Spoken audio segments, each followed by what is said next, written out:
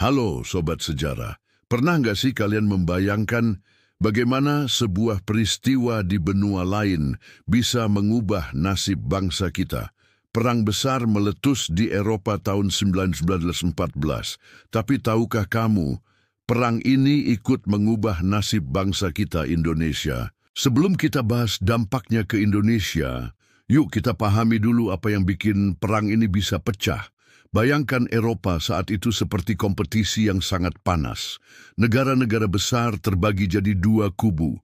Blok sentral yang dipimpin Jerman, Austria-Hongaria, dan Turki Utsmani melawan blok sekutu yang terdiri dari Inggris, Prancis, dan Rusia. Mereka bersaing memperebutkan koloni di Afrika dan Asia, berlomba-lomba bikin senjata canggih, ditambah lagi banyak rakyat yang pengen merdeka dari kekaisaran besar.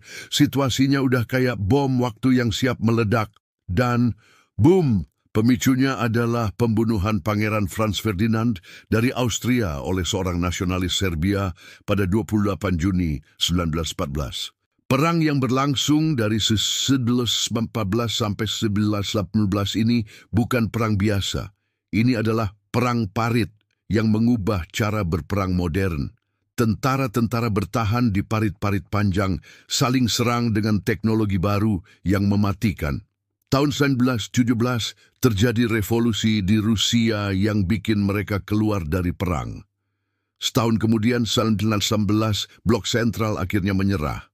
Nah, sekarang pertanyaan pentingnya, apa hubungannya sama Indonesia? Waktu itu kita masih jadi Hindia Belanda.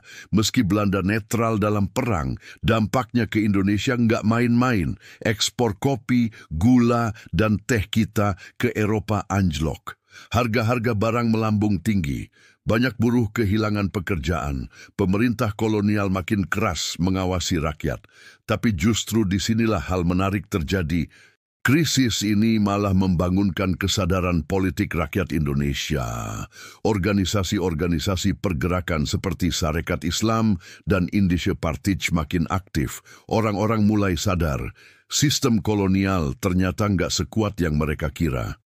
Jadi meskipun Indonesia nggak ikut berperang langsung, Perang Dunia I jadi salah satu titik balik penting buat bangsa kita. Ini bukan cuma cerita tentang perang di Eropa, tapi juga tentang bagaimana sebuah krisis global bisa menyemai benih-benih perjuangan kemerdekaan di tanah air.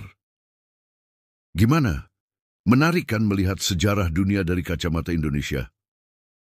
Kalau kalian suka konten-konten sejarah yang mengulas sudut pandang unik kayak gini, jangan lupa subscribe channel Bakal Sukses ini dan share ke teman-teman kalian ya. Sampai ketemu di video berikutnya.